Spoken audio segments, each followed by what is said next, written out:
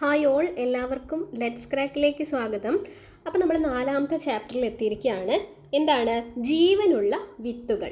അപ്പോൾ നമുക്ക് just introduction പാർട്ടൊക്കെ വായിച്ചിട്ട് തന്നെ പോവാട്ടോ. രാജാവിൻ്റെ നാട്ടിലെ കുട്ടികളുടെ സത്യസന്ധത പരിശോധിക്കണമെന്ന് തോന്നി. ഒരു ദിവസം രാജാവ് കുട്ടികളെയെല്ലാം രാജകൊട്ടാരത്തിൽ വിളിച്ചുകൂട്ടി. എല്ലാവർക്കും വിത്തുകൾ നൽകി. ഈ വിത്ത് മുളപ്പിച്ച് 3 മാസം കൊണ്ട് ചെടിയാക്കി കൊണ്ടുവരുന്നവർക്ക് വിലയേറിയ സമ്മാനങ്ങൾ നൽകുമെന്ന് പ്രഖ്യാപിച്ചു.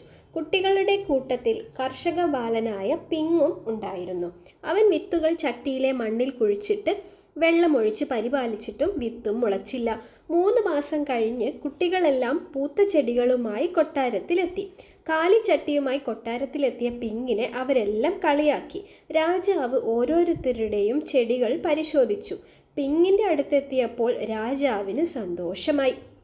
രാജാവ് പറഞ്ഞു, ഇവനാണ് വിജയ്.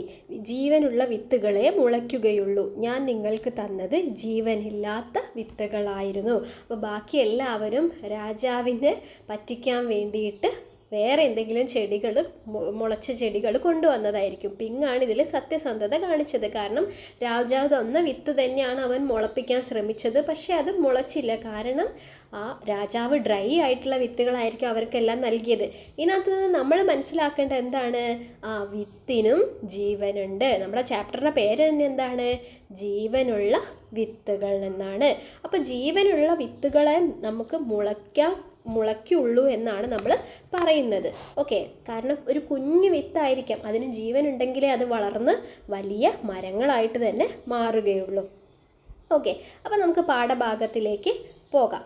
എങ്ങനെയാണ് വിത്തിനകത്തുള്ള ഈ ഭ്രൂണം ഉണ്ടല്ലോ, അതിന് അനുകൂലമായ സാഹചര്യങ്ങൾ ലഭിച്ചാൽ മാത്രമേ അതൊരു തൈച്ചെടിയായിട്ട് വളരുള്ളൂ. അതിനെയാണ് നമ്മൾ എന്ത് പറയുക? വിത്ത് മുളയ്ക്കൽ എന്ന് പറയുന്നത്. ആ ഒരു പ്രവർത്തനത്തെയാണ് നമ്മൾ വിത്ത് മുളയ്ക്കൽ എന്ന് പറയുന്നത്. അപ്പോൾ അതുമായി ബന്ധപ്പെട്ട കാര്യങ്ങളൊക്കെയാണ് നമുക്ക് ഈ ചാപ്റ്ററിൽ പഠിക്കാനുള്ളത്. അപ്പോൾ വിത്ത് മുളപ്പിച്ച് നോക്കാം. വിത്ത് മുളപ്പിക്കാത്തവരായിട്ട് ആരും തന്നെ ഉണ്ടാവില്ല. നമുക്ക് എല്ലാവർക്കും അടുക്കളത്തോട്ടം ഉണ്ടാവും, ഇല്ലെങ്കിൽ അല്ലാത്ത രീതിയിലൊക്കെ നമ്മൾ എന്തെങ്കിലും രീതിയിൽ വിത്തുകളൊക്കെ മുളപ്പിച്ചിട്ടുള്ളവരായിരിക്കും. പരീക്ഷണങ്ങൾക്ക് വേണ്ടിയിട്ടൊക്കെ തന്നെ, അല്ലെങ്കിൽ കുട്ടികൾക്ക് വേണ്ടിയിട്ടൊക്കെ നമ്മൾ ചെയ്തു കൊടുത്തിട്ടുണ്ടാവും. അപ്പം വിത്ത് മുളയ്ക്കാൻ എന്തൊക്കെ ഘടകങ്ങളാണ് ആവശ്യമായിട്ടുള്ളത്? വെള്ളം വേണം, പിന്നെ എന്ത് വേണം? വായു വേണം, പിന്നെയോ സൂര്യപ്രകാശം വേണം, പിന്നെ മണ്ണ് വേണം അല്ലേ? ഇതൊക്കെ എന്താണ്? വിത്ത് മുളയ്ക്കലിന് സഹായിക്കുന്ന ഘടകങ്ങളാണ്. ഓക്കെ, നിങ്ങളുടെ ഊഹം ശരിയാണോ എന്ന് എങ്ങനെ കണ്ടെത്തും? ഇതിന് വേണ്ടിയിട്ടൊരു പരീക്ഷണം കൊടുത്തിട്ടുണ്ട്. ഒരു ഗ്ലാസ്സിൽ അല്പം നനഞ്ഞ മണ്ണെടുത്ത് ഏതാനും പയറു വിത്തുകൾ അതിൽ ഇടുന്നുണ്ട്. പ്രകാശം ലഭിക്കുന്ന സ്ഥലത്താണ് നമ്മൾ വെക്കുന്നത്. നനവ് നിലനിർത്താൻ ആവശ്യമായ തോതിൽ വെള്ളം അതിന് നൽകണം. എല്ലാ ദിവസവും നമ്മൾ നിരീക്ഷിക്കുക. ഇവിടെ എന്തൊക്കെ ഘടകങ്ങളാണ് അപ്പോൾ വിത്തിന് ലഭിച്ചിട്ടുള്ളത് ഈ ഒരു പരീക്ഷണത്തിൽ? നമ്മൾ നനഞ്ഞ മണ്ണെടുത്തിട്ടുണ്ട്. അപ്പോൾ അതിൽ തന്നെ ജലാംശമുണ്ട്, മണ്ണും നമുക്ക് കിട്ടി. അപ്പം മണ്ണ്, ജലം, പിന്നെ വായു, സൂര്യപ്രകാശം, ഈ ഘടകങ്ങളൊക്കെയാണ് ഇവിടെ ഈ വിത്തിന് ലഭിച്ചിട്ടുള്ളത്. അപ്പം വിത്ത് മുളയ്ക്കാൻ ഈ ഘടകങ്ങളെല്ലാം ആവശ്യമുണ്ടോ എന്ന് ചോദിക്കുകയാണെങ്കിലോ അതിനും ഒരുപാട് പരീക്ഷണങ്ങൾ താഴേക്ക് പറയുന്നുണ്ട്. അപ്പം നമുക്കറിയാം, മണ്ണ്, ജലം, വായു, സൂര്യപ്രകാശം, ഇതൊക്കെ വിത്ത് മുളയ്ക്കാൻ വേണ്ടിയിട്ടുള്ള അതിന് ലഭിച്ച ഘടകങ്ങളാണ് ഈ ഒരു പരീക്ഷണത്തിൽ. ഇനി ഇതെല്ലാം ആവശ്യമുണ്ടോ എന്നുള്ളത് നമുക്ക് നോക്കി നോക്കാം. ആദ്യത്തത് നോക്കാം. വിത്ത് മുളയ്ക്കാൻ മണ്ണ് ആവശ്യമുണ്ടോ എന്നുള്ള ക്വസ്റ്റ്യന് വേണ്ടിയിട്ട് അപ്പം നമ്മൾ എങ്ങനെ പരീക്ഷണം ചെയ്യണം? മണ്ണ് സ്കിപ്പ് ചെയ്തിട്ട് അല്ലേ, ബാക്കി എല്ലാ ഘടകങ്ങളും കൊടുത്തുകൊണ്ട് മണ്ണ് ഉപയോഗിക്കാതെ വേണം പരീക്ഷണം നടത്താൻ. അപ്പം മണ്ണിലല്ലാതെ പിന്നെ എന്തിലാണ് ഈ വിത്തുകൾ വെച്ചിട്ടുള്ളത്? ഒരു ചില്ലു ഗ്ലാസ്സിൽ നനഞ്ഞ പഞ്ഞിയെടുത്ത് അതിനുള്ളിൽ വിത്ത് വെച്ചിട്ട് പരീക്ഷണം ചെയ്യാണ്. ഓക്കെ, അപ്പം മണ്ണില്ല കേട്ടോ. അപ്പോൾ എന്തൊക്കെ ഘടകങ്ങളാണ് നമ്മൾ കൊടുത്തിട്ടുള്ളത്? ജലം കൊടുത്തിട്ടുണ്ട്, കാരണം നനഞ്ഞ പഞ്ഞിയാണ് നമ്മൾ വെച്ചിട്ടുള്ളത്. പിന്നെ വായു കിട്ടുന്നുണ്ട്, സൂര്യപ്രകാശം കിട്ടുന്നുണ്ട്. എന്ത് കിട്ടുന്നില്ല? മണ്ണ് കിട്ടുന്നില്ല. അപ്പം ഇതിൻ്റെ റിസൾട്ട് എന്താണ്? വിത്ത് മുളയ്ക്കുന്നുണ്ട് അല്ലേ, വിത്ത് മുളയ്ക്കുന്നുണ്ട്. അപ്പം നമുക്ക് എന്ത് മനസ്സിലായി? നമ്മൾ നേരത്തെ മുകളിൽ പറഞ്ഞ ഘടകങ്ങളിൽ മണ്ണ് നിർബന്ധമായിട്ടുള്ള ഒരു ഘടകം അല്ല. എന്തിന്? വിത്ത് മുളയ്ക്കാൻ. ഓക്കെ, അത് നമുക്ക് മനസ്സിലായി. ഇനി രണ്ടാമത്തേത് നോക്കൂ, വിത്ത് മുളയ്ക്കാൻ ജലം ആവശ്യമാണോ എന്നുള്ളതാണ് പരീക്ഷണം.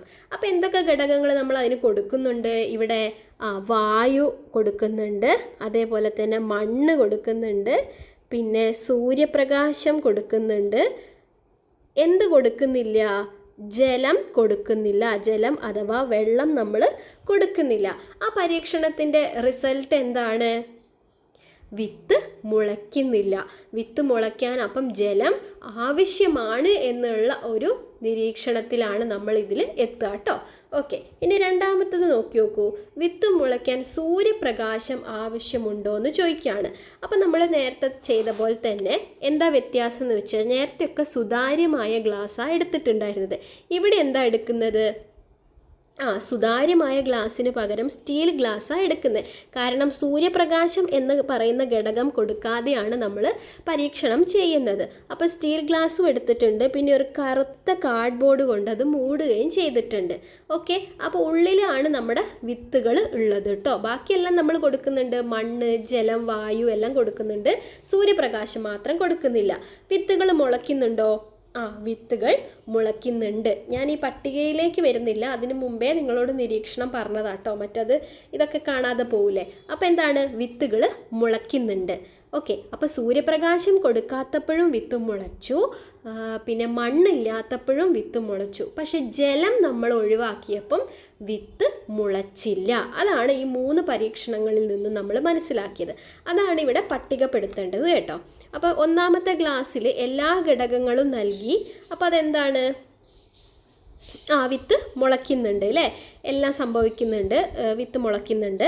മണ്ണൊഴികെ എല്ലാ ഘടകങ്ങളും നൽകി. മണ്ണില്ലെങ്കിലും എന്ത് സംഭവിക്കുന്നുണ്ട്? വിത്ത് മുളയ്ക്കുന്നുണ്ട്.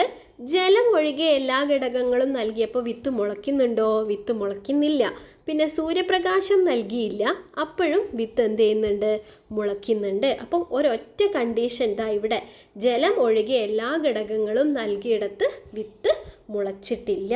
ഓക്കെ, അപ്പം നമ്മൾ ഇതൊക്കെ ഈ ഒരു ചാപ്റ്ററിൽ ഒരുപാട് പരീക്ഷണങ്ങൾ തന്നെ ഉണ്ട് കേട്ടോ. തുടക്കത്തിൽ ഈ വിത്ത് മുളയ്ക്കുന്നതുമായി ബന്ധപ്പെട്ടിട്ടുള്ള അതൊക്കെ നമ്മൾ ക്ലാസ്സിൽ ചെയ്തു കൊടുത്ത് നിരീക്ഷണത്തിലൂടെ തന്നെ കുട്ടികൾക്ക് മനസ്സിലാക്കി കൊടുക്കേണ്ട കാര്യങ്ങളാണ്. നമ്മൾ PSC ഓറിയൻറ്റഡ് ആയിട്ട് പഠിക്കുന്നതുകൊണ്ട് അത്തരം കുറേ കാര്യങ്ങൾ ഞാൻ സ്കിപ്പ് ചെയ്യുവാണ്. ഓക്കെ, അപ്പോൾ ജലം ആണ് അത്യാവശ്യം, അതായത് വെള്ളം ആവശ്യമാണ് എന്നുള്ളൊരു കാര്യത്തിലേക്കാണ് നമ്മൾ എത്തിയിട്ടുള്ളത് കേട്ടോ. ഇനി വിത്ത് മുളയ്ക്കാൻ ഏതെല്ലാം ഘടകങ്ങൾ വേണമെന്ന് നമ്മൾ കണ്ടെത്തി. ഏതാണ് അത്യാവശ്യം വേണ്ടത്? വെള്ളമാണ് എന്ന് നമ്മൾ കണ്ടെത്തി. പിന്നെയോ വിത്ത് മുളയ്ക്കാൻ ഇതിനു പുറമെ മറ്റേതെങ്കിലും ഘടകങ്ങൾ ആവശ്യമുണ്ടോ? വെള്ളം കൂടാതെ വായു, അനുകൂലമായ താപനില എന്താണ്? അത്യാവശ്യമായിട്ടുള്ളതാണ്. അപ്പം വെള്ളം, വായു, അനുകൂലമായ താപനില, ഇതാണ് അത്യന്താപേക്ഷിതമായിട്ടുള്ള ഘടകങ്ങൾ എന്ന് പറയുന്നത്. മറ്റ് മണ്ണില്ലെങ്കിലും സൂര്യപ്രകാശം ഇല്ലെങ്കിലും വിത്ത് മുളയ്ക്കുന്നുണ്ട് കേട്ടോ. ഓക്കെ, അപ്പോൾ നമുക്ക് എന്തൊക്കെ മനസ്സിലാക്കി? വിത്ത് മുളയ്ക്കാൻ അനുകൂല സാഹചര്യങ്ങൾ വേണം എന്നുള്ളത് നമ്മൾ മനസ്സിലാക്കി. ഓക്കെ, ഇനി അതാണ് ഇവിടെ കൊടുത്തിരിക്കുന്നത്, വായിച്ചു നോക്കാം. വിത്ത് മുളയ്ക്കാൻ ജലം ആവശ്യമാണ്, എന്നാൽ മണ്ണ്, സൂര്യപ്രകാശം എന്നീ ഘടകങ്ങൾ ആവശ്യമില്ല. ജലത്തിനു പുറമെ വായു, അനുയോജ്യമായ താപനില എന്നിവയും വിത്ത് മുളയ്ക്കാൻ ആവശ്യമാണ്. വ്യത്യസ്ത വിത്തുകൾ മുളയ്ക്കാനെടുക്കുന്ന സമയവും അനുയോജ്യമായ താപനിലയും വ്യത്യസ്തമാണ്. ഓക്കെ, എല്ലാ വിത്തിനും ഒരുപോലെയല്ല, പലതരം വിത്തുകളുണ്ട്. വലിയ വലിയ മരങ്ങളുടെ വിത്തുകളുണ്ട്, ഈ നമ്മുടെ ഗാർഡനിലേക്കുള്ള ചെടികളുടെ വിത്തുകളുണ്ട്, അതേപോലെ പച്ചക്കറികളുടെ വിത്തുകളുണ്ട്, അങ്ങനെ പലതരം വിത്തുകളുണ്ട് അല്ലേ. അപ്പോൾ അതൊക്കെ മുളയ്ക്കാനെടുക്കുന്ന സമയവും താപനിലയൊക്കെ എല്ലാത്തിനും ഒരുപോലെയാണോ? അല്ല, ഒക്കെ വ്യത്യസ്തമായിരിക്കും. ഓക്കെ, അപ്പം വിത്ത് മുളയ്ക്കാനെടുക്കുന്ന സാഹചര്യങ്ങളും അതിലെ ഘടകങ്ങളൊക്കെയാണ് നമ്മൾ പഠിച്ചത് കേട്ടോ. ഓക്കെ, ഇനി വിത്തിനുള്ളിലെ ജീവൻ, നമ്മുടെ പ്രധാനപ്പെട്ട ഭാഗത്തേക്ക് നമുക്ക് വരാം. ഒരു ചെറുപയർ വിത്തിൻ്റെ മുളയ്ക്കൽ ആണ് ഈ ഒരു ചിത്രീകരണത്തിലൂടെ കൊടുത്തിരിക്കുന്നത്. ആദ്യം എന്താണ്? ഇവിടെ വിത്ത് നമ്മൾ മണ്ണിനുള്ളിൽ വെച്ചിട്ടുണ്ട് കേട്ടോ. ഓക്കെ, എല്ലാ ഘടകങ്ങളും ഉണ്ട് ഇവിടെ. അപ്പോൾ ആദ്യം അതിന് പുറത്തേക്ക് വരുന്നത് ഏത് ഭാഗമാണ്? ബീജമൂലം എന്ന് പറയുന്ന ഈ ഒരു ഭാഗമാണ്. അപ്പോൾ വിത്ത് മുളയ്ക്കുമ്പോൾ ആദ്യം പുറത്തു വരുന്ന ഭ്രൂണഭാഗമാണ് ഇത് ബീജമൂലം എന്ന് പറയുന്നത്. അതെന്തായിട്ടാണ് മാറുന്നത്? അത് ആ ഒരു ചെടിയുടെ വേരായിട്ടാണ് മാറുന്നത്. താഴേക്ക് മണ്ണിലേക്കാണത് വളരുന്നത് കേട്ടോ. ഓക്കെ, ആദ്യം താഴേക്കുള്ളതിൻ്റെ വളർച്ചയാണ് നടക്കുന്നത്. അടുത്തതായിട്ട് വളരുന്നത് ആരാണ്? ബീജപത്രമാണ്. ഇതെന്താണ്? ഭ്രൂണത്തിൻ്റെ പ്രാഥമിക ഇലകളാണ് എന്ന് നമുക്ക് പറയാം. അതായത് മുളയ്ക്കുന്ന സമയത്ത് ഈ ബീജപത്രങ്ങൾ എന്ന് പറയുന്നുണ്ടല്ലോ, ഈ ബീജപത്രങ്ങൾ ഭ്രൂണത്തിൻ്റെ ആദ്യ ഇലകളായിട്ടാണ് മാറുന്നത്.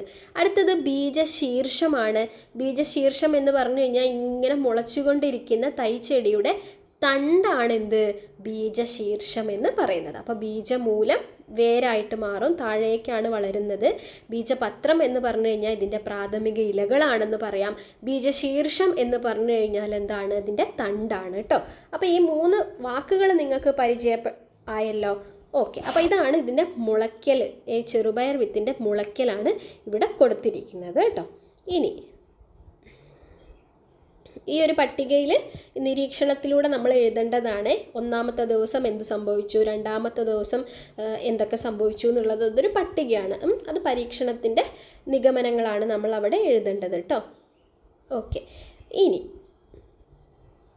ഹൈഡ്രോപോണിക്സ് നമ്മൾ കേട്ടിട്ടുണ്ടാവുമല്ലോ, ഒന്ന് നോട്ട് ചെയ്ത് വെക്കണം. ഹൈഡ്രോപോണിക്സ് എന്താണ്? മണ്ണില്ലാതെയും സസ്യങ്ങൾ വളർത്തുന്ന നൂതന രീതിയാണ് ഹൈഡ്രോപോണിക്സ്. എന്താണ്? മണ്ണില്ലാതെയും സസ്യങ്ങൾ വളർത്തുന്ന നൂതന രീതിയാണ് ഹൈഡ്രോപോണിക്സ്.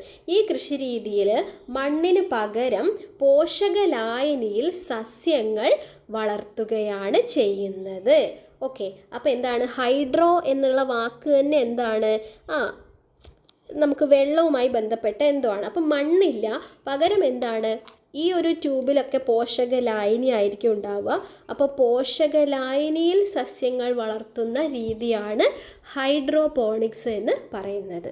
ഓക്കെ ഓക്കെ ഇനി അടുത്തത് ചെടികൾ ആഹാരം നിർമ്മിക്കുന്നത് ഇലകളിലാണല്ലോ. നമ്മൾ കഴിഞ്ഞ ചാപ്റ്ററിലും അതിന് മുമ്പത്തെ ചാപ്റ്ററിലൊക്കെ ഈ പോയിന്റ് ഇങ്ങനെ പറയുന്നുണ്ടായിരുന്നു അല്ലേ? ചെടികൾ ആഹാരം നിർമ്മിക്കുന്നത് ഇലകളിലാണ്. പ്രകാശ സംശ്ലേഷണവും അതിന് വേണ്ട ഘടകങ്ങളും പിന്നെ ആഹാരം സംഭരിക്കുന്ന രീതിയൊക്കെ നമ്മൾ പഠിച്ചതാണ്. വിത്ത് മുളച്ച് ഇലയുണ്ടാകുന്നത് വരെ ചെടിക്കുള്ള ആഹാരം ലഭിക്കുന്നത് എവിടെ നിന്നാണ്? ബീജപത്രത്തിൽ നിന്നാണ്. നമ്മൾ നേരത്തെ പഠിച്ചല്ലോ, ആദ്യം വരുന്നത് ബീജമൂലം, പിന്നെ ബീജപത്രം, പിന്നെ ബീജശീർഷം എന്ന് പഠിച്ചില്ലേ? അതിൽ ബീജപത്രങ്ങളാണ് പിന്നീട് ഇലയായിട്ട് മാറുന്നത് നമ്മൾ പറഞ്ഞല്ലോ. അപ്പം വിത്ത് മുളച്ച് ഇലയുണ്ടാകുന്നത് വരെ, കാരണം ഇല ഉണ്ടായാലേ നമുക്ക് അവിടെ ആഹാരം പാചകം സസ്യങ്ങൾ ചെയ്യുന്നുള്ളൂ അല്ലേ? അതുവരെ ഈ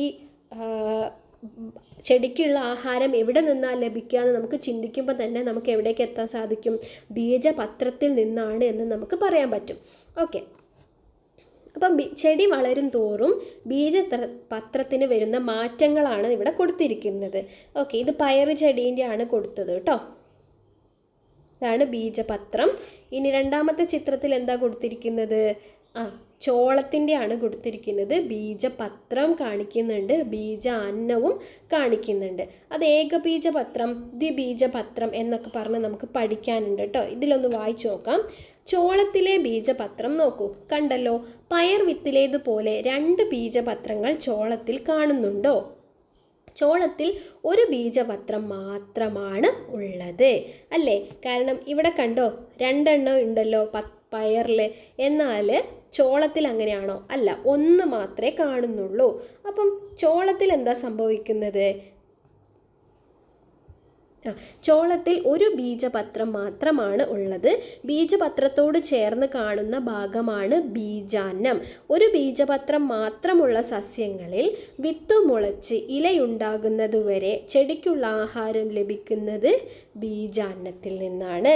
ഓക്കെ, നമ്മൾ പറഞ്ഞു ബീജപത്രത്തിൽ നിന്നാണ് ചെടിയുടെ ഇല ഉണ്ടാകുന്നത് വരെ അതിന് വേണ്ടിയിട്ടുള്ള ആഹാരം ലഭിക്കുന്നത് ബീജപത്രത്തിൽ നിന്നാണെന്ന് പറഞ്ഞു. അപ്പോൾ ഇവിടെ ഒരു കേസ് കൊടുത്തു, ചോളത്തിൻ്റെ കേസ് കൊടുത്തു. ചോളത്തിൽ ഒരു ബീജപത്രം മാത്രമേ കാണുന്നുള്ളൂ. അതിനെ നമുക്ക് ഏകബീജപത്ര സസ്യങ്ങൾ എന്ന് പറയാം. അപ്പോൾ ഈ ഏകബീജപത്ര സസ്യങ്ങളിൽ മുളച്ചു വരുന്ന സസ്യം ആഹാരം സ്വീകരിക്കുന്നത് എവിടെ നിന്നാണ്? ബീജാന്നത്തിൽ നിന്നാണ്. എന്നാൽ ദ്വിബീജപത്ര സസ്യങ്ങളിൽ ബീജപത്രത്തിൽ ശേഖരിച്ചു വെച്ചിരിക്കുന്ന ആഹാരമാണ് മുളച്ചു വരുന്ന സസ്യം ഉപയോഗിക്കുന്നത്. അതായത് ഇവിടെ ഇത് ദ്വിബീജപത്രമാണ്. ദ്വിബീജപത്ര സസ്യങ്ങളിൽ ബീജാന്നമല്ല, പകരം മുളച്ചു വരുന്ന സസ്യം ബീജപത്രത്തിൽ ശേഖരിച്ചു വെച്ചിരിക്കുന്ന ആഹാരമാണ് ഉപയോഗിക്കുന്നത്. ഓക്കെ, വ്യത്യാസം മനസ്സിലായല്ലോ. ഇനി അടുത്തത് വിത്ത് മുളയ്ക്കുമ്പോൾ വരുന്ന മാറ്റങ്ങൾ. പുളിങ്കുരു, ചക്കക്കുരു, കശുവണ്ടി, നെല്ല്, ചോളം തുടങ്ങിയ വിത്തുകൾ മുളപ്പിച്ചു നോക്കൂ. വിത്ത് മുളയ്ക്കുമ്പോൾ അതിനുണ്ടാകുന്ന മാറ്റങ്ങൾ നിരീക്ഷിക്കൂ എന്നൊക്കെ പറയുന്നുണ്ട്. അപ്പോൾ വിത്ത് മുളയ്ക്കലുമായി ബന്ധപ്പെട്ടിട്ട് നമുക്ക് നോക്കി നോക്കാം. വിത്ത് കുതിർന്ന് പുറം തോട് പൊട്ടുന്നു. ആദ്യം ബീജമൂലവും പിന്നീട് ബീജശീർഷവും പുറത്തു വരുന്നു. നമ്മൾ പഠിച്ചു. ബീജമൂലം ചെടിയുടെ വേരായിട്ട് മാറുന്നു. ബീജശീർഷം തണ്ടും ഇലയുമായിട്ട് മാറുന്നു. പൂർണ്ണതോതിൽ പ്രകാശ സംശ്ലേഷണം നടക്കുന്നതുവരെ ബീജപത്രത്തിലോ ബീജാന്നത്തിലോ കരുതി വെച്ച ആഹാരമാണ് വളർന്നു വരുന്ന സസ്യം ഉപയോഗിക്കുന്നത്. ഇത്രയും നേരം പറഞ്ഞ കാര്യങ്ങളൊന്ന് ചുരുക്കി ഇവിടെ കൊടുത്തിരിക്കുകയാണ്. അപ്പോൾ ബീജമൂലം വേരായിട്ട് മാറുന്നു, ബീജശീർഷമാണ് തണ്ടും പിന്നീട് ഇലകളായിട്ടൊക്കെ മാറുന്നത്, ബീജപത്രമാണ് ഈ മുളയ്ക്കുന്ന വേരിൻ്റെ പ്രാഥമിക ഇലകൾ അല്ലെങ്കിൽ ഭ്രൂണത്തിൻ്റെ പ്രാഥമിക ഇലകൾ എന്ന് നമ്മൾ പറയുന്നത് ഈ ബീജപത്രമാണ്. അതുകൊണ്ട് തന്നെ അതിൽ നിന്നാണ് ഈ ആഹാരം ആയിട്ട് അവർ ഉപയോഗിക്കുന്നത്. ആ ബീജപത്രത്തിൽ നിന്നാണ് കേട്ടോ. അതിൽ കരുതി വെച്ച ആഹാരമാണ് ഈ സസ്യങ്ങൾ ഉപയോഗിക്കുന്നത്. ഏകബീജപത്ര സസ്യങ്ങളിലാണെങ്കിൽ എക്സാമ്പിൾ ചോളം പറയാം. അതിലൊക്കെ ബീജാന്നത്തിൽ നിന്നാണ് സസ്യം ആഹാരം ഉപയോഗിക്കുന്നത്. ഓക്കെ, അപ്പോൾ നമുക്കൊരു കാര്യം ഇതിനകത്തുനിന്ന് മനസ്സിലാക്കാം. നമ്മൾ ചില വിത്തുകൾ ആഹാരമാക്കാറില്ലേ അല്ലേ? നമ്മൾ ആഹാരമാക്കാറില്ലേ ചില വിത്തുകൾ? അതേതൊക്കെയാണ് നമ്മൾ കഴിക്കുന്നത്? ഞാൻ കുറച്ചെണ്ണം ഇവിടെ എഴുതാം. Okay, chia seed. നമ്മൾ ഇപ്പോൾ യൂട്യൂബിലൊക്കെ നോക്കിക്കഴിഞ്ഞാൽ ട്രെൻഡിങ് ആയിട്ടുള്ളൊരു സാധനമാണ് അല്ലേ ചിയാ സീഡ്. പിന്നെ അതേപോലെ തന്നെ പംകിൻ, അതായത് മത്തൻ്റെ കുരു അല്ലേ, മത്തൻ കുരു. ഇതൊക്കെ ഡയറ്റിലും കാര്യങ്ങളിലൊക്കെ ഉൾപ്പെടുത്താൻ വേണ്ടിയിട്ട് പറയാറുണ്ട്. മത്തൻ കുരു.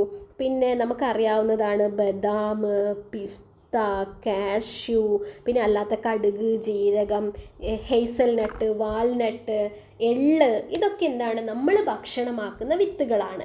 അപ്പം വിത്തുകൾ ഭക്ഷണമാക്കാൻ പറയുന്നത് എന്തുകൊണ്ടാണെന്ന് വെച്ച് കഴിഞ്ഞാൽ ഈ വിത്തുകൾ ഒരു ചെടിയായി വളരാൻ സഹായിക്കുന്ന പോഷകങ്ങൾ നിറഞ്ഞതല്ലേ അല്ലേ? കാരണം ഇലകളാണ് ചെടികൾക്ക് വേണ്ടിയിട്ടുള്ള ആഹാരം നിർമ്മിക്കുന്നത് നമ്മൾ പറഞ്ഞിട്ടുണ്ട്. ഈ ഇലകൾ വരുന്നതിന് മുമ്പ് ഇവയ്ക്ക് എവിടുന്ന് ആഹാരം കിട്ടുന്നതെന്ന് നമ്മൾ പറഞ്ഞു ഒക്കെ. അപ്പോൾ ഈ വിത്തുകൾ എന്ന് പറഞ്ഞിട്ടുണ്ടെങ്കിൽ ഒരു ചെടി വളരാൻ തരത്തിൽ അല്ലെങ്കിൽ അതിന് സഹായിക്കുന്ന പോഷകങ്ങൾ നിറഞ്ഞതായിരിക്കും. അതുകൊണ്ട് തന്നെ നമുക്ക് ഈ വിത്തുകൾ എന്ന് പറഞ്ഞു കഴിഞ്ഞാൽ പോഷക സമൃദ്ധമായിട്ടുള്ള ഭക്ഷണമായിട്ട് മാറും. മനസ്സിലായോ? ഓക്കെ, അത്രയേ ഉള്ളൂ ഇതിന് പിന്നിൽ. അപ്പോൾ നമ്മൾ ആഹാരമാക്കുന്ന ചില വിത്തുകളാണ് ഇവിടെ കൊടുത്തിട്ടുള്ളത്. അപ്പോൾ നമ്മൾ എന്തൊക്കെ പറഞ്ഞു? വിത്ത് മുളയ്ക്കുന്ന പ്രവർത്തനവുമായി ബന്ധപ്പെട്ട കാര്യങ്ങളാണ് പഠിച്ചത്.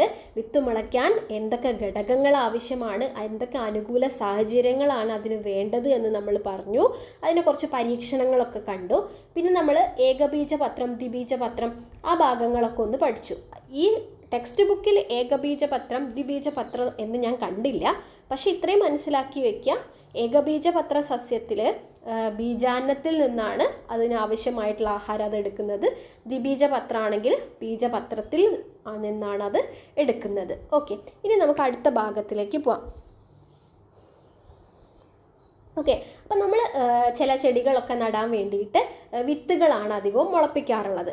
പക്ഷേ വിത്ത് മുളപ്പിച്ച് മാത്രമാണോ ചെടികൾ ഉണ്ടാവുന്നത്? അല്ല അല്ലേ? ഇവിടെ കുറച്ച് ചിത്രങ്ങൾ കൊടുത്തിട്ടുണ്ട്. ചെമ്പരത്തി കൊടുത്തിട്ടുണ്ട്. ചെമ്പരത്തി വിത്താണോ? അല്ല, നമ്മൾ കമ്പൊക്കെ മുറിച്ച് കൊണ്ടുവന്നിട്ടാണ് ചെമ്പരത്തിയൊക്കെ നടുന്നത്. നിശാഗന്ധി ഞാൻ കണ്ടത് ഇല എന്ന് കണ്ടിട്ടുണ്ടായിരുന്നു, ചിലതിൽ വേര് എന്നാണ് കണ്ടത്. അതേതാണ് രണ്ടും ശരിയാണോ എന്നുള്ളതിൽ എനിക്കൊരു ഡൗട്ടുണ്ട്. നിശാഗന്ധിയുടേത് വേര് എന്ന് കണ്ടു, ചിലതിൽ ഇല എന്നും കണ്ടിട്ടുണ്ട് കേട്ടോ. ഇലമുളച്ചീൻ്റെ പിന്നെ നമുക്കറിയാം ഇലയാണ്. കൃഷ്ണകിരീടത്തിൻ്റെത് തണ്ട് നമ്മൾ കൊണ്ടുവരാറുണ്ട്. ഓക്കെ, അപ്പം വിത്ത് മാത്രമല്ല മറ്റ് ഭാഗങ്ങൾ മുളപ്പിച്ചിട്ടും നമുക്ക് സസ്യങ്ങളാക്കിയിട്ട് മാറ്റാം. ഓക്കെ, അപ്പം അതിനെയാണ് നമ്മൾ എന്ത് പറയുന്നതെന്ന് അറിയോ? അതായത് വേര്, തണ്ട്, ഇല, ഇതിൽ നിന്നൊക്കെ ഒരു പുതിയ സസ്യം ഉണ്ടാകുന്നതിനെയാണ് നമ്മൾ എന്ത് പറയുന്നത്? കായിക പ്രജനനം എന്ന് പറയുന്നത്. എന്താണ് കായിക പ്രജനനം? ഇതൊന്നും ടെക്സ്റ്റിൽ കണ്ടിട്ടില്ല കേട്ടോ, ഈ പേരൊന്നും, കായിക പ്രജനനം എന്നൊന്നും. ഓക്കെ, അപ്പം നോക്കൂ. അപ്പം ഏതൊക്കെയാണ് ആ രീതിയിൽ ഓരോ ഭാഗങ്ങൾ നട്ടിട്ടുണ്ടാക്കുന്നത് എന്നൊക്കെ ഇവിടെ എഴുതാനൊക്കെ പറയുന്നുണ്ട്. ഓക്കെ, അപ്പം വിത്ത് മുളപ്പിച്ചിട്ടാണെങ്കിൽ നമുക്ക് ഏതൊക്കെ അറിയാം? വിത്ത് മുളപ്പിച്ചിട്ട് ഇഷ്ടംപോലെ നമുക്ക് പറയാം അല്ലേ. ഈ ഗാർഡനിൽ തന്നെ ഒത്തിരി ഉണ്ട്. സീനിയ, ഡാലിയ, അങ്ങനെ എന്തെങ്കിലുമൊക്കെയോ ഇല്ലേ. മല്ലിക അല്ലേ, വിത്ത് മുളച്ചിട്ടാണ്. പിന്നെ നെല്ല് വിത്ത് മുളച്ചിട്ടാണ്. ഈ ഉദ്യാനങ്ങൾ മാത്രമല്ല കേട്ടോ, കോമൺ ആയിട്ടുള്ളതാണ് പറയുന്നത്. മാവ്, ഓക്കെ, നമുക്ക് തൈ നടാം, അതേപോലെ തന്നെ വിത്ത് മുളപ്പിക്കുകയും ചെയ്യാം. മാവ്, പിന്നെ അതേപോലെ തന്നെ തെങ്ങ്, ഇതൊക്കെ തന്നെ എന്താണ്, മുളപ്പിച്ചിട്ടാണ് നമ്മൾ നടുന്നത്. ഏതാണ്? വിത്തുകൾ വഴിയാണ് അല്ലേ, വിത്തുകൾ വഴിയാണ്. ഇനി തണ്ടാണെങ്കിലോ? തണ്ടാണെങ്കിൽ എന്തൊക്കെ പറയാം? മുല്ല, ചെമ്പരത്തി ഇവിടെ ചിത്രത്തിലുണ്ടായിരുന്നു. മുല്ല, പിന്നെ കുരുമുളക്, മരച്ചീനി, ഇതൊക്കെ എന്താണ്? തണ്ട്, അതുവഴി സസ്യങ്ങൾ ഉണ്ടാവുന്നതാണ്. ഇനി ഇലയാണെങ്കിൽ ഇലമുളച്ചിയുണ്ട്. അതേപോലെ തന്നെ ഞാൻ നിശാഗന്ധി ഇലയിൽ കണ്ടു കേട്ടോ, അത് അങ്ങനെ കണ്ടിട്ടുണ്ടായിരുന്നു. നിശാഗന്ധി, അതേപോലെ തന്നെ നിലപ്പന, ഇതൊക്കെ നിങ്ങൾ കേട്ടിട്ടുണ്ടാവും. നിലപ്പന, പിന്നെ ബിഗോണിയ എന്നൊക്കെ പറഞ്ഞിട്ട് കണ്ടിട്ടുണ്ട് കേട്ടോ. ബിഗോണിയ, ഇതൊക്കെ ഇല. ഇനി വേറെ ഏതാണ്? വേര് വഴിയാണെങ്കിൽ ചന്ദനം, കറിവേപ്പ് കണ്ടിട്ടുണ്ടായിരുന്നു. ചന്ദനം, ശീമപ്ലാവ് കേട്ടിട്ടുണ്ടോ? ശീമപ്ലാവ്, പിന്നെ ആഞ്ഞിലി. ഓക്കെ, ഇതൊക്കെ വേരുകൾ വഴി നമുക്ക് നട്ടു വളർത്താവുന്ന സസ്യങ്ങളാണ്. ഓക്കെ, അപ്പോൾ വിത്ത്, തണ്ട്, ഇല, വേര്. ഓക്കെ, വിത്തല്ലാതെ വേര്, തണ്ട്, ഇലയിലൂടെയൊക്കെ പുതിയ സസ്യം ഉണ്ടാവുകയാണെങ്കിൽ അതിനെയാണ് നമ്മൾ കായിക പ്രജനനം എന്ന് പറയുന്നത് കേട്ടോ. ഇനി അത് നമ്മൾ പഠിച്ചു. ഇനി വിത്തുകൾ എന്ന് പറഞ്ഞിട്ടുണ്ടെങ്കിൽ വിത്ത് വിതരണം നടക്കുന്നുണ്ട്. നമ്മൾ മനുഷ്യർ വഴി അല്ലാതെ തന്നെ മൃഗങ്ങളിലൂടെ, കാറ്റിലൂടെ, ജലത്തിലൂടെയൊക്കെ എന്താണ്, വിത്ത് വിതരണം നടക്കുന്നുണ്ട്. അതുമായി ബന്ധപ്പെട്ട കാര്യങ്ങളാണ് ഇവിടെ പറയുന്നത്. ഞാവൽ മരവും പക്ഷിയും തമ്മിലുള്ള ഒരു സംഭാഷണം ഇവിടെ കൊടുത്തിട്ടുണ്ട്. ഞാവൽ, നീ എന്തിനാണ് എൻ്റെ പഴം തിന്നുന്നത്? അപ്പോൾ പക്ഷി പറയാണ്, നിന്റെ പഴം തിന്ന് വിശപ്പടക്കുക മാത്രമല്ല ഞാൻ ചെയ്യുന്നത്, വിത്ത് പല സ്ഥലങ്ങളിലും എത്തിക്കുന്നും ഉണ്ട്. അപ്പം ഞാവൽ, നീ ഇല്ലെങ്കിലും എൻ്റെ വിത്ത് താഴെ വീണ് മുളക്കില്ലേ? അപ്പോൾ പക്ഷി, ഇത്രയും അധികം വിത്തുകൾ നിൻ്റെ ചുവട്ടിൽ വളരാൻ വേണ്ട സ്ഥലം ഉണ്ടോ? അപ്പം നമുക്ക് ഇതിനകത്തുനിന്ന് മനസ്സിലാക്കേണ്ട കാര്യം എന്താണെന്ന് വെച്ച് കഴിഞ്ഞാൽ, ഒരു സസ്യത്തിൻ്റെ, ഇപ്പോൾ ഈ ഞാവൽ മരം തന്നെ എടുക്കുക, അതിൻ്റെ വിത്തുകളെല്ലാം അതിൻ്റെ ചുവട്ടിൽ തന്നെ വീണ് മുളക്കുകയാണെങ്കിൽ എന്താ സംഭവിക്കുന്നത്? സോറി, കട്ടായിപ്പോയി. അപ്പോൾ നമ്മൾ എന്തായിരുന്നു പറഞ്ഞുകൊണ്ടിരുന്നത്? വിത്തുകൾ അതിൻ്റെ താഴെ തന്നെ വീണ് മുളക്കുകയാണെങ്കിൽ എന്തൊക്കെയാണ് സംഭവിക്കുക? അതിന് വളരുന്നതിനാവശ്യമായിട്ടുള്ള മണ്ണ്, വെള്ളം, സൂര്യപ്രകാശം, ധാതു ലവണങ്ങൾ, ഇതൊന്നും ലഭിക്കില്ല. ഇതൊന്നും ഞാവൽ മരത്തിന് അറിയില്ല. അതാണ് നമ്മുടെ പക്ഷി പറഞ്ഞു കൊടുക്കുന്നത്. ഇത്രയധികം വിത്തൊക്കെ നിൻ്റെ ചുവട്ടിൽ വളരാൻ വേണ്ട സ്ഥലം ഉണ്ടോ? ഞാൻ എന്താ ചെയ്യുന്നത്? ഞാനിത് തിന്ന മാത്രമല്ല ചെയ്യുന്നത്, പല സ്ഥലങ്ങളിലും ഈ വിത്തുകൾ എത്തിക്കുന്നുണ്ട്. അപ്പോൾ അതുകൊണ്ട് വിത്തുകൾ പല ഭാഗങ്ങളിലായിട്ട് വിതരണം ചെയ്യപ്പെടേണ്ടതുണ്ട്. അതുകൊണ്ട് തന്നെ ഒരു സസ്യത്തിന് വിവിധ സ്ഥലങ്ങളിൽ എത്തിപ്പെട്ടിട്ട് വളരാനായിട്ട് സാധിക്കും. ഓക്കെ, അത് മനസ്സിലായല്ലോ എന്താണ് അതിൻ്റെ ആവശ്യകത എന്നുള്ളത്. അപ്പം മാതൃസസ്യത്തിൽ നിന്നും പല സ്ഥലങ്ങളിലേക്ക് വിത്തുകൾ എത്തപ്പെടുന്നതാണ് എന്ന് പറയുന്നത്? വിത്ത് വിതരണം എന്ന് പറയുന്നത്. ഓക്കെ, എന്താണ്? മാതൃസസ്യത്തിൽ നിന്നും, അതായത് ഈ ഞാവൽ മരം എടുക്കാം, അതാണ് മാതൃസസ്യം. അപ്പോൾ ഈ പക്ഷി കഴിച്ചതിലൂടെ അതിൻ്റെ എന്താണ് വിസർജ്യത്തിലൂടെയും അല്ലെങ്കിൽ അത് അതിൻ്റെ കാലുകളിൽ പറ്റിപ്പിടിച്ചിട്ടോ അങ്ങനെ ഏതെങ്കിലും രീതിയിൽ എന്താണ് പല സ്ഥലങ്ങളിലേക്ക് ഈ ഞാവൽ മരത്തിൻ്റെ വിത്തുകൾ എത്തപ്പെടും. അതിനെയാണ് നമ്മൾ വിത്ത് വിതരണം എന്ന് പറയുന്നത്. ഓക്കെ, അപ്പോൾ വിത്ത് വിതരണം എന്തിനാണ് എന്നുള്ളത് മനസ്സിലായല്ലോ. നമ്മളിതാ ഇവിടെ നേരത്തെ പറഞ്ഞ കാര്യങ്ങളൊക്കെ തന്നെ. ഒരു സസ്യത്തിൻ്റെ വിത്തുകളെല്ലാം അതിൻ്റെ ചുവട്ടിൽ തന്നെ വീണ് മുളയ്ക്കുകയാണെങ്കിൽ അതിന് വളരാൻ ആവശ്യമായ മണ്ണ്, വെള്ളം, സൂര്യപ്രകാശം, ധാതു ലവണങ്ങൾ എന്നിവ ലഭിക്കില്ല. അതുകൊണ്ട് തന്നെ വിത്തുകൾ പല സ്ഥലങ്ങളിലേക്ക് വിതരണം ചെയ്യപ്പെടേണ്ടതുണ്ട്. വിവിധ സസ്യങ്ങൾ ഒരു പ്രദേശത്ത് കാണപ്പെടുന്നതും ഒരു സസ്യം വിവിധ പ്രദേശങ്ങളിൽ കാണപ്പെടുന്നതും ഇതുമൂലമാണ്, വിത്ത് വിതരണം മൂലമാണ്. ഓക്കെ, ഇനി വിത്ത് വിതരണത്തിനുള്ള അനുകൂലനങ്ങൾ. വെള്ളത്തിലൂടെ ഒഴുകിപ്പോകുന്നതിന് തേങ്ങയ്ക്കുള്ള അനുകൂലനങ്ങൾ എന്തെല്ലാമാണ്? അപ്പോൾ വെള്ളത്തിലൂടെ വിത്ത് വിതരണം നടക്കുന്ന ഒരു സസ്യമാണ് അല്ലെങ്കിൽ ഒരു പ്ലാന്റ് ആണ് ഏത്? തെങ്ങ് എന്ന് പറയുന്നത്. ഓക്കെ, കുറച്ച് ദിവസങ്ങൾ വെള്ളത്തിൽ കിടന്നാലും തേങ്ങ എന്ത് ചെയ്യുന്നില്ല? ചീഞ്ഞു പോകുന്നില്ല. തൊണ്ടിൽ വായു നിറഞ്ഞു നിൽക്കുന്നത് കൊണ്ട് വെള്ളത്തിൽ അത് പൊങ്ങിക്കിടക്കുകയും ചെയ്യും. ഓക്കെ, അതൊക്കെയാണ് അതിൻ്റെ അനുകൂലനങ്ങൾ എന്ന് പറയുന്നത്. ഇനി അപ്പൂപ്പൻ താടി നോക്കൂ. അപ്പൂപ്പൻ താടി കാറ്റിൽ ഇങ്ങനെ പറക്കുന്നില്ലേ? അത് കാണാൻ നല്ല രസമാണല്ലേ. അതിന് കാറ്റിൽ പറക്കാൻ വേണ്ടിയിട്ട് സഹായിക്കുന്നത് എന്താണ് അപ്പൂപ്പൻ താടീനെ? അതിൻ്റെ കനം കുറഞ്ഞ പഞ്ഞി പോലെയുള്ള അതിൻ്റെ ഘടനയാണ് അതിന് സഹായിക്കുന്നത് അല്ലേ. അപ്പം ജന്തുക്കളും പക്ഷികളും ആഹാരമാക്കുന്ന ഏതൊക്കെ ഫലങ്ങളാണ് നിങ്ങൾക്ക് ചുറ്റുമുള്ളത്?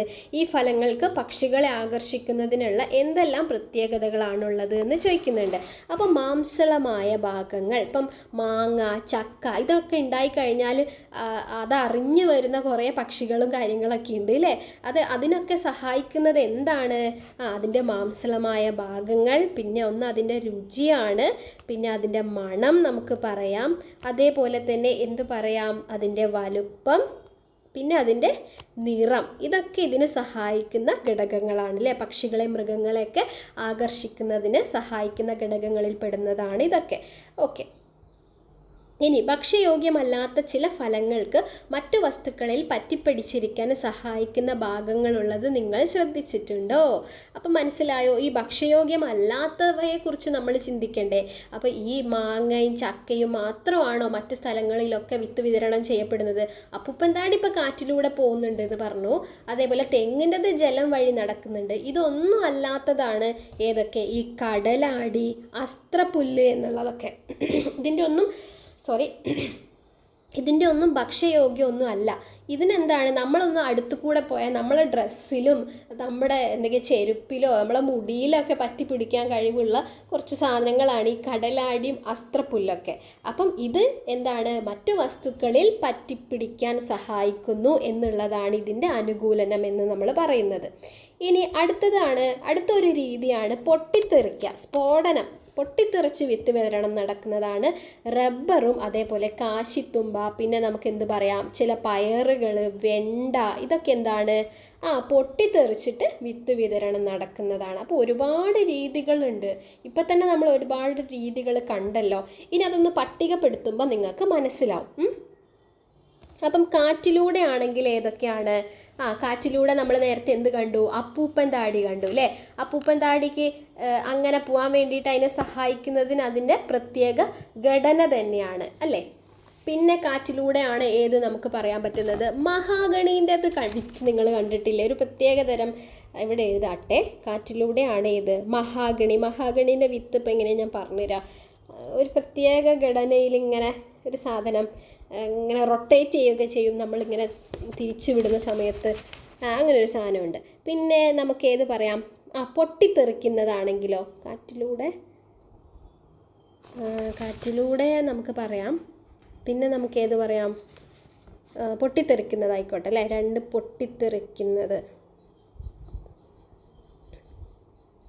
പൊട്ടിത്തെറിക്കുന്നതാണെങ്കിൽ വെണ്ട, പയറ്, പിന്നെ നമ്മൾ നേരത്തെ എന്തൊക്കെയാണ് പറഞ്ഞിട്ടുണ്ടായിരുന്നത്? കാശിത്തുമ്പ, അതൊക്കെ പറയാം. ഇതൊക്കെ പൊട്ടിത്തെറിച്ചിട്ട് വിത്ത് വിതരണം നടക്കുന്നതാണ്. തെങ്ങ്, അതിൽ നമുക്ക് ഏത് പറയാം? ജലം പറയാം അല്ലേ. ജലത്തിലൂടെയാണ് ഏത്? തെങ്ങിൻ്റെത് നമ്മൾ നേരത്തെ പറഞ്ഞു. പിന്നെ നമുക്ക് ജന്തുക്കൾ കൊടുക്കാം. നാലാമത്തത് ജന്തുക്കൾ വഴിയാണെങ്കിൽ പേര, അതേപോലെ തന്നെ പ്ലാവ്, ആല്, അതൊക്കെ എഴുതാം. പ്ലാവ്, മാവ്, ആൽമരം, ഇതൊക്കെ നമ്മൾക്ക് എന്തിൽ കൊടുക്കാം? ജന്തുക്കൾ വഴിയുള്ളതിൽ കൊടുക്കാം. അപ്പോൾ മനസ്സിലായല്ലോ, വിത്ത് വിതരണം പല രീതിയിൽ നടക്കുന്നുണ്ട് എന്ന് മനസ്സിലായല്ലോ. ഇനി വിത്തുകൾ ഇത് കണ്ടോ, കരകൗശലത്തിന് ഉപയോഗിച്ചത് കണ്ടോ, ഭക്ഷണത്തിന് മാത്രമല്ല കരകൗശലത്തിന് ഉപയോഗിക്കുന്നുണ്ട് എന്നുള്ളതാണ് ഇവിടെ കൊടുത്തിട്ടുള്ളത്. ഇനി അപ്പം നമ്മൾ വിത്തിൽ നിന്നെല്ലാം മാറി ഇലയിലേക്ക് എത്തുകയാണ് കേട്ടോ. അപ്പോൾ വിത്തുമായി ബന്ധപ്പെട്ട് എന്തൊക്കെയാണ് നമ്മൾ പഠിച്ചത്? വിത്ത് മുളയ്ക്കുന്നു, അതിൻ്റെ അനുകൂല സാഹചര്യങ്ങൾ കണ്ടു, ഒരുപാട് പരീക്ഷണങ്ങൾ കണ്ടു, വിത്ത് വിതരണം കണ്ടു. ഇനിയിപ്പോൾ നമ്മൾ നോക്കാൻ പോകുന്നത് ഇലകളിലെ വൈവിധ്യമാണ്. എന്തൊക്കെയാണ് ഇവിടെ പറയുന്നത് നോക്കി നോക്കാം.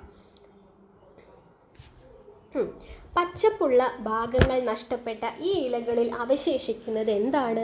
ഇലയിലേക്ക് ജലം എത്തിക്കുന്നതും ഇലയിൽ നിന്ന് ആഹാരം കൊണ്ടുപോകുന്നതും ഈ ഭാഗങ്ങൾ വഴിയാണ്. ഇവയാണ് ഇലകളിലെ സിരകൾ. നമ്മുടെ മനുഷ്യ ശരീരത്തിൽ ഇങ്ങനെ രക്തധമനികളൊക്കെ പോലെ തന്നെയാണ് ഇലകളിലെ സിരകൾ എന്ന് പറയുന്നത്. രണ്ട് ഇലകളിലെയും സിരകൾ വിന്യസിച്ചിരിക്കുന്നത് ഒരുപോലെയാണോ? അല്ല. ആദ്യത്തെ ചിത്രത്തിൽ ഇലയുടെ മധ്യഭാഗത്ത് ഇലഞ്ഞെട്ടിൽ നിന്ന് അഗ്രഭാഗം വരെ നീണ്ടുപോകുന്ന പ്രധാന സിര നോക്കൂ. ഓക്കെ, മധ്യഭാഗത്ത് നിന്ന് അഗ്രഭാഗം വരെ ഇതാ കണ്ടോ, മധ്യഭാഗത്ത് നിന്ന് അഗ്രഭാഗം വരെ ഇങ്ങനെ പോകുന്ന സിര കാണുന്നുണ്ടല്ലോ. ഓക്കെ, ബാക്കി വായിച്ചു നോക്കാം. അതിൽ അഗ്രഭാഗം വരെ സിര നോക്കൂ. അതിൽ നിന്ന് പുറപ്പെടുന്ന അനേകം ചെറിയ ശാഖകൾ പരസ്പരം ബന്ധപ്പെട്ട് വലക്കണ്ണികൾ പോലെ കിടക്കുന്നത് കണ്ടില്ലേ? ഇതാണ് ജാലികാ സിരാവിന്യാസം. അപ്പോൾ ആദ്യത്തെ ചിത്രത്തിൽ കൊടുത്തതാണ് ഇത് ജാലികാ സിരാവിന്യാസം. ഒന്ന് നോക്കി നോക്കാമല്ലോ. ഇതാ ഒരു മെയിനായിട്ടുള്ള ഒരു പോയിന്റിൽ നിന്നും ഇങ്ങനെ പോകുന്നുണ്ട് അറ്റം വരെ. പിന്നെ അതിൽ നിന്നെല്ലാം വലക്കണ്ണികൾ പോലെ ഇങ്ങനെ ഓരോ ശാഖകളായിട്ട് നമുക്ക് കാണുന്നുണ്ട്. അപ്പോൾ ഈ ഒന്നാമത്തെ ചിത്രത്തിലുള്ളതാണ് ആര്? ജാലികാ സിരാ വിന്യാസം. ഇനി രണ്ടാമത്തെ ചിത്രത്തിലേക്ക് നോക്കാം. ഇങ്ങനെ എന്താണ് സമാന്തരമായിട്ട് കുറേ ലൈനുകൾ അടുപ്പിച്ച് കാണാം. അപ്പോൾ അതിനെ ആയിരിക്കും നമ്മൾ എന്ത് പറയുന്നുണ്ടാവുക? സമാന്തര സിരാ വിന്യാസം. അപ്പോൾ രണ്ടാമത്തെ ചിത്രത്തിൽ ഇലയിലെ സിരകളെല്ലാം പരസ്പരം കൂട്ടിമുട്ടാതെ ഇലയുടെ ഞെട്ടിൽ നിന്ന് തുടങ്ങി സമാന്തരമായി അഗ്രഭാഗത്തെത്തി യോജിക്കുന്നു. അപ്പം എല്ലാം പരസ്പരം കൂട്ടിമുട്ടാതെ ഇലയുടെ ഞെട്ടിൽ നിന്ന് തുടങ്ങി സമാന്തരമായി അഗ്രഭാഗത്തെത്തി യോജിക്കുന്നു. ഇതിനെയാണ് സമാന്തര സിരാവിന്യാസം എന്ന് പറയുന്നത്. അപ്പോൾ ഏതൊക്കെയാണ് സിരാവിന്യാസങ്ങൾ? ജാലികാ സിരാവിന്യാസവും ഉണ്ട്, സമാന്തര സിരാവിന്യാസവും ഉണ്ട്. ഓക്കെ, അപ്പോൾ രണ്ട് തരം വിന്യാസങ്ങൾ കണ്ടെത്തി. ഇനി ഇതിന് ഉദാഹരണങ്ങളും കൂടി നമുക്ക് നോക്കണം. ഓക്കെ, ഇവിടെ എഴുതി വെക്കാം. ജാലികാ സിരാവിന്യാസത്തിന് ഉദാഹരണം ഇതാണ് ജാലികാ സിരാവിന്യാസം. ഇങ്ങനെയൊക്കെ പോകും. ഉദാഹരണം ഒന്ന് അവിടെ കൊടുത്തിട്ടുണ്ട്. ഏതാണ്? പ്ലാവാണ്. പ്ലാവ്. പിന്നെ ഏതൊക്കെ നമുക്ക് ജാലികാ സിരാവിന്യാസത്തിൽ പറയാം? മാവ് പറയാം. ഇവിടെ എഴുതാം വൈറ്റിൽ എഴുതാം കേട്ടോ. മാവ്, പ്ലാവ്, പിന്നെ ആല്, പയറ്, ഇതൊക്കെ എന്താണ്? ജാലികാ സിരാവിന്യാസമാണ്. ഇനി സമാന്തരമാണെങ്കിൽ ഒന്നിവിടെ കൊടുത്തിട്ടുണ്ട്. മുള നമുക്ക് പറയാം. പിന്നെ ഒരുവിധം എല്ലാ പുൽച്ചെടികളിലൊക്കെ എന്താണ്?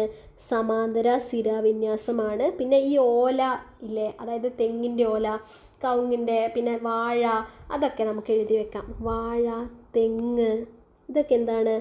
സമാന്തര സിരാവിന്യാസം ആണ്. ഓക്കെ, ഇനി ഇവിടെ ഒരു ക്വസ്റ്റ്യൻ ചോദിക്കുകയാണ്.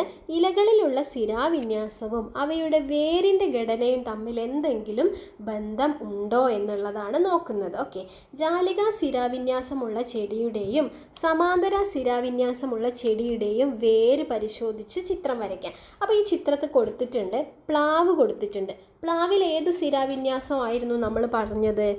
ജാലികാ സിരാവിന്യാസമായിരുന്നു. രണ്ടാമത്തത് കൊടുത്തത് പുൽച്ചെടിയാണ്. പുൽച്ചെടിയിൽ നമ്മൾ പഠിച്ചത് ഏതായിരുന്നു? സമാന്തര സിരാവിന്യാസം ആയിരുന്നു.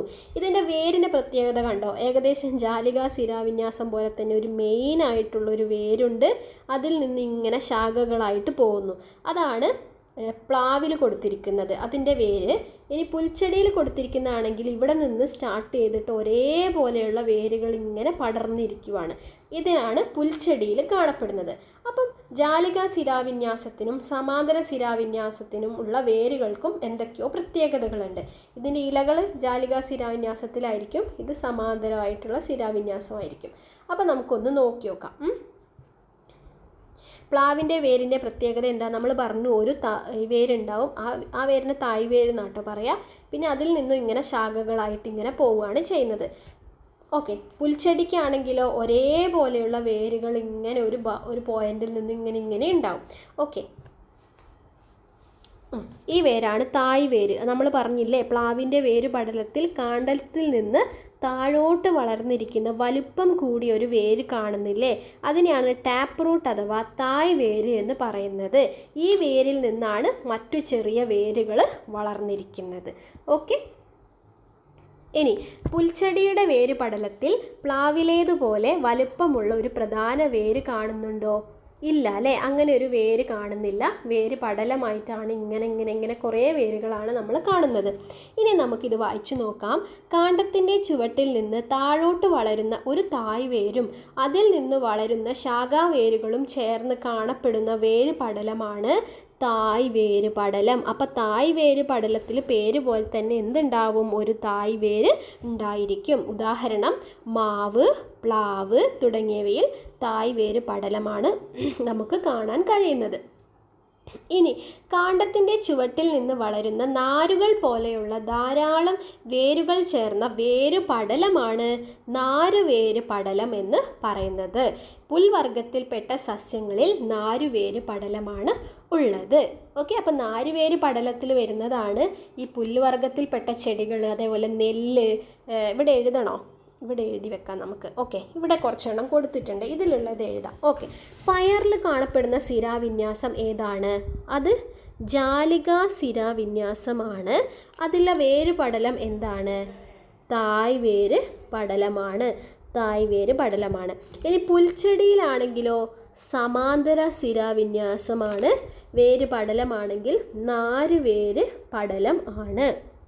അടുത്തത് പ്ലാവാണ്. പ്ലാവിൻ്റെത് ജാലികാ സിരാവിന്യാസമാണ്. അത് തായ് വേര് പടലം ആണ്.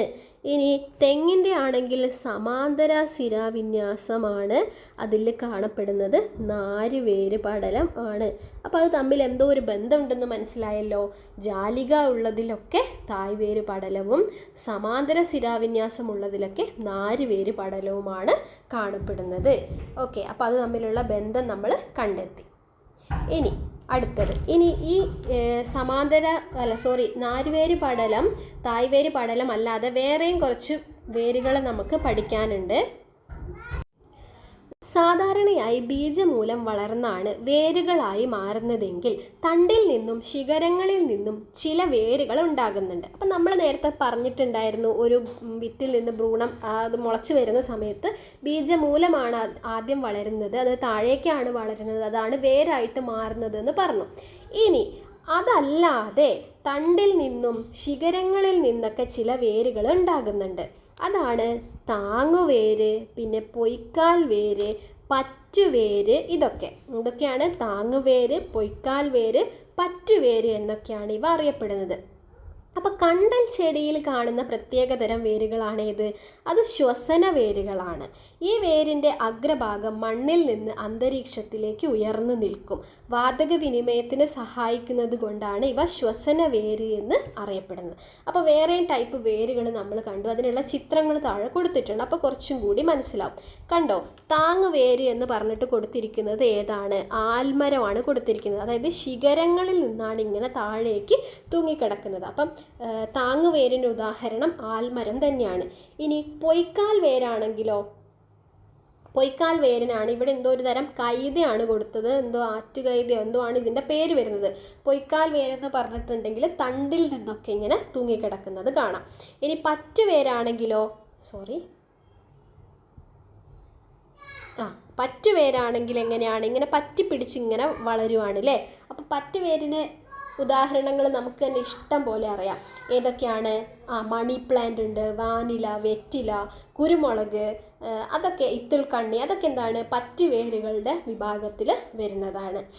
ഇനി ശ്വസന വേരുകൾ എന്താണ്? നമ്മൾ നേരത്തെ കണ്ടത് തന്നെ, കണ്ടൽ ചെടികളിൽ ശ്വസന വേരുകളാണ്. ഇങ്ങനെ മുകളിലേക്ക് ഇങ്ങനെ നിൽക്കും, വാതക വിനിമയത്തിന് സഹായിക്കുന്നുണ്ട്. ഓക്കെ, ഇനി അടുത്തതാണ് ഏകബീജപത്ര സസ്യങ്ങളും ദ്വിബീജപത്ര സസ്യങ്ങളും.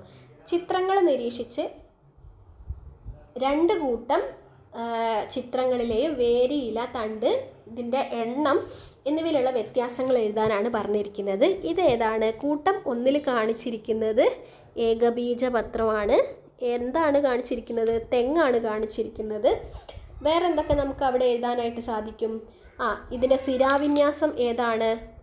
സമാന്തര സിരാവിന്യാസമാണ്. ഇനി വേരിൻ്റെ ആണെങ്കിലോ നാരുവേര് പടലമാണ് അല്ലേ? നാരുവേര് പടലം ആണ്. പിന്നെ ഇതിന് ശിഖരങ്ങളൊന്നും ഇല്ല. ഇതാണ് ഈ ഒരു കൂട്ടത്തിൽ നിന്ന് നമുക്ക് കാണാനായിട്ട് പറ്റുന്നത്. ഇനി രണ്ടാമത്തെ കൂട്ടത്തിൽ എന്താ കൊടുത്തിരിക്കുന്നത്? പ്ലാവാണ് കൊടുത്തിരിക്കുന്നത്. അതെന്താണ്?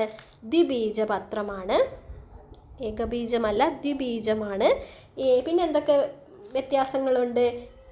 ജാലികാ സിരാവിന്യാസമാണ് അല്ലേ? ഏതാണ്? ജാലികാ സിരാവിന്യാസമാണ്. വേരാണെങ്കിലോ തായ് വേര് പടലം ആണ്, തായ് വേര് പടലം ആണ്. ഓക്കെ, ഇതാ ജാലികാ സിരാവിന്യാസം, തായ് വേര് പടലം. പിന്നെ ശിഖരങ്ങൾ നമുക്ക് കാണാനായിട്ട് സാധിക്കും. അതാണ് ഇവിടെ പട്ടികപ്പെടുത്താൻ പറഞ്ഞിരിക്കുന്നത്. കൂട്ടം 1, കൂട്ടം 2 എന്ന് കൊടുത്തിട്ടുണ്ട്.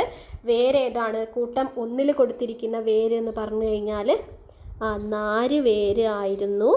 പിന്നെ രണ്ടാമത്തേതിൽ തായ് വേരായിരുന്നു. അടുത്തത് തണ്ടാണെങ്കിൽ, അതായത് തണ്ട് എന്ന് പറഞ്ഞിട്ടുണ്ടെങ്കിൽ ശിഖരങ്ങളുടെ കാര്യം ചോദിക്കുവാണെങ്കിൽ കൂട്ടം 1 ശിഖരങ്ങളൊന്നുമില്ല. രണ്ടാമത്തതിൽ ഇങ്ങനെ കുറേ ശിഖരങ്ങളുണ്ട്. ഇലയുടെ കാര്യം നോക്കുവാണെങ്കിൽ ഒന്നാമത്തതിൽ കൊടുത്തത് ഏതാണ്? സമാന്തര സിരാവിന്യാസമാണ്. രണ്ടാമത്തതിൽ കൊടുത്തത് ജാലികാ സിരാവിന്യാസമാണ്. ഒന്നാമത്തതിൽ കൊടുത്ത ബീജപത്രങ്ങളുടെ എണ്ണം 1, രണ്ടാമത്തതിൽ അത് 2 ആണ്. ഇനി നമുക്ക് താഴേക്കുള്ളത് വായിച്ചു നോക്കാം. ഒരു ബീജപത്രം മാത്രമേ ഉള്ളൂ. ഏതിൽ? ഒന്നാമത്തതിൽ. ഓക്കെ, അത്തരം സസ്യങ്ങളെ ഏകബീജപത്ര സസ്യങ്ങൾ. നമ്മൾ നേരത്തെ പറഞ്ഞില്ലേ, ഏകബീജപത്ര സസ്യങ്ങളിൽ ബീജാന്നം കാണപ്പെടുന്നു, അതിൽ നിന്നാണ് അത് ആഹാരം സ്വീകരിക്കുന്നത് നമ്മൾ പറഞ്ഞിട്ടുണ്ടായിരുന്നു. അങ്ങനെയെങ്കിൽ 2 ബീജപത്രങ്ങളുള്ളതിനെ നമുക്ക് എന്ത് വിളിക്കാനായിട്ട് സാധിക്കും? ദ്വിബീജപത്ര സസ്യങ്ങൾ എന്ന് വിളിക്കാനായിട്ട് സാധിക്കും. ഇതൊക്കെ നമ്മൾ നേരത്തെ പറഞ്ഞതാണ്. അപ്പോൾ അതിന് പയർ നമ്മൾ ഉദാഹരണം പറഞ്ഞിട്ടുണ്ടായിരുന്നു. ഏകബീജത്തിൽ നമ്മൾ നേരത്തെ ചോളം ഉദാഹരണം പറഞ്ഞിട്ടുണ്ടായിരുന്നു. അപ്പോൾ അതിൻ്റെ പേര് ഏകബീജമെന്നോ ദ്വിബീജം എന്നൊന്നും കൊടുത്തിട്ടില്ല. ആഹാരം എവിടെ നിന്ന് കിട്ടുന്നു എന്നുള്ള കാര്യമാണ് അവിടെ പറഞ്ഞിട്ടുണ്ടായിരുന്നത്. ഇനി നാരുവേര് പടലം, ശിഖരങ്ങളില്ലാത്ത തണ്ട്, സമാന്തര സിരാവിന്യാസമുള്ള ഇലകൾ എന്നിവ ഏകബീജപത്ര സസ്യത്തിൻ്റെ സവിശേഷതകളാണ്. അപ്പോൾ ഏകബീജ സസ്യം എന്ന് പറയുന്ന സമയത്ത് ഏതെങ്കിലും ഒരു ഉദാഹരണം മനസ്സിൽ വെക്കുക. നേരത്തെ അവിടെ കൊടുത്തത് തെങ്ങാണ്, അതുകൊണ്ട് തന്നെ അതിൻ്റെ വേരിൻ്റെ പ്രത്യേകത നാരുവേര് പടലമാണ്. തെങ്ങിന് ശിഖരങ്ങളില്ല, അപ്പോൾ ശിഖരങ്ങളില്ലാത്ത തണ്ട്. പിന്നെ ഇല നോക്കുവാണെങ്കിൽ സമാന്തര സിരാവിന്യാസം. അതുകൊണ്ട് തന്നെ ഏകബീജപത്ര സസ്യത്തിൻ്റെ സവിശേഷതകൾ എന്തൊക്കെയാണെന്ന് ചോദിച്ചാൽ എഴുതാൻ കഴിയുമല്ലോ. ഇനി ദ്വിബീജപത്ര സസ്യങ്ങൾ എന്ന് പറഞ്ഞു കഴിഞ്ഞാൽ പ്ലാവ് ആലോചിച്ച് വെക്കുക. അതിൻ്റെത് തായ് വേര് പടലമാണ്, ശിഖരങ്ങളോട് കൂടിയ തണ്ടാണ്, ജാലികാ സിരാവിന്യാസമുള്ള ഇലകളാണ്. ഓക്കെ, ഇതൊക്കെയാണ് ദ്വിബീജപത്ര സസ്യത്തിൻ്റെ സവിശേഷതകൾ എന്ന് പറയുന്നത്. ഓക്കെ, അപ്പോൾ അതും നമ്മൾ നോക്കി. ഇനി കുറ്റിയറ്റ് പോവാതെ ഇതെന്താ സംഭവം? പല പ്രദേശങ്ങളിലും മുമ്പുണ്ടായിരുന്നതും ഇപ്പോൾ എണ്ണത്തിൽ കുറവ് വന്നിട്ടുള്ളതുമായ സസ്യങ്ങളുടെ ചിത്രങ്ങൾ ഈ 2 ഇവിടെ കൊടുത്തിട്ടുണ്ട്. മുള്ളിലം, തുമ്പ. ഇപ്പം പൂവിടാൻ നേരത്ത് തുമ്പയൊക്കെ തിരഞ്ഞ് നടക്കേണ്ട അവസ്ഥയാണല്ലേ. പലർക്കും തുമ്പയില്ല, എന്നിട്ട് വാങ്ങുന്ന പൂവിലെ വെള്ള കളർ എന്തെങ്കിലും മുറിച്ചൊക്കെയാണ് ഇപ്പോൾ പലരും ഇടുന്നത്. അതേപോലെ ഒത്തിരി ചെടികളുണ്ട് അല്ലേ, ഇന്ന് കാണാത്ത കാക്കപ്പൂവ് എന്നൊക്കെ നമ്മൾ പണ്ട് പറയുന്ന കാക്കപ്പൂവ്, എന്തൊക്കെ കുറേ തരം പൂവുകളില്ലേ, മുക്കുറ്റി, കൃഷ്ണമുടിയോ, കൃഷ്ണകിരീടം, അങ്ങനെ ഒരുപാട് ചെടികൾ ഇന്ന് പലതും കാണാത്തതായിട്ടുണ്ട് അല്ലേ. ഇത്തരം സസ്യങ്ങളുടെ പട്ടിക തയ്യാറാക്കൂ എന്നൊക്കെ പറഞ്ഞിട്ടുണ്ട്. ജീവികൾ എണ്ണത്തിൽ കുറഞ്ഞ് അവ ഭൂമിയിൽ നിന്ന് ഇല്ലാതാകുന്നതിനെയാണ് നമ്മൾ വംശനാശം സംഭവിക്കുക എന്ന് പറയുന്നത്. ജീവികളുടെ സ്വാഭാവിക ആവാസം നശിക്കുന്നതാണ് ഇതിനൊരു കാരണം. സ്വാഭാവിക ആവാസങ്ങൾ സംരക്ഷിക്കേണ്ടത് ജീവികളുടെ എല്ലാം നിലനിൽപ്പിന് ആവശ്യമാണ്. അപ്പം ഇത്തരം കാര്യങ്ങളൊക്കെ കുട്ടികളിലേക്ക് എത്തിക്കാൻ നമുക്ക് പറ്റണം. ഇതൊക്കെ സംരക്ഷിക്കേണ്ടത് നമ്മുടെയൊക്കെ കടമകളാണ് എന്നുള്ളൊരു രീതിയിലേക്ക് ഈ ചാപ്റ്റർ തീരുമ്പോഴേക്കും നമുക്ക് എത്തിക്കാനായിട്ട് സാധിക്കണം. അപ്പോൾ വിത്ത് വിതരണം ഒന്നും പ്രോപ്പറായിട്ട് ചിലതിൻ്റെ നടക്കാത്തതുകൊണ്ടൊക്കെ ആയിരിക്കും പലതും ഇങ്ങനെ നശിച്ചു പോകുന്നത്. പിന്നെ എന്താണ്, സ്വാഭാവിക ആവാസം നശിക്കുന്നു. ഇന്ന് പല തൊടികളും കാര്യങ്ങളൊക്കെ നശിച്ചുകൊണ്ടിരിക്കുകയാണ്. അതുകൊണ്ട് തന്നെ ഇത്തരത്തിലുള്ള ചെടികളും കാണാതായി പോകുന്നതിൽ വലിയ അത്ഭുതമൊന്നും നമുക്ക് പറയാനില്ല. അപ്പം ഇത്തരത്തിലുള്ള ആവാസങ്ങളും ആവാസ വ്യവസ്ഥകളൊക്കെ സംരക്ഷിക്കേണ്ടത് നമ്മളുടെ കടമകളാണ്. അപ്പം നമ്മൾ മൊത്തത്തിൽ പറഞ്ഞത് എന്താണ്? വിത്തുകളെ കുറിച്ചാണ് ഈ ഒരു ചാപ്റ്ററിൽ പഠിക്കുന്നത്. പിന്നെ ഇലകളുടെയും വേരുകളുടെയും ഒക്കെ കാര്യങ്ങൾ നമ്മൾ പഠിക്കുകയുണ്ടായി. അപ്പം എല്ലാവർക്കും മനസ്സിലായിട്ടുണ്ടെന്ന് വിചാരിക്കുന്നു. യൂസ്ഫുൾ ആയിട്ടുണ്ടെങ്കിൽ ഒന്ന് കമൻറ്റ് ചെയ്ത് അറിയിക്കുക. നമുക്ക് എത്രയും പെട്ടെന്ന് അടുത്ത ചാപ്റ്റർ ചെയ്യാം. Okay, thank you.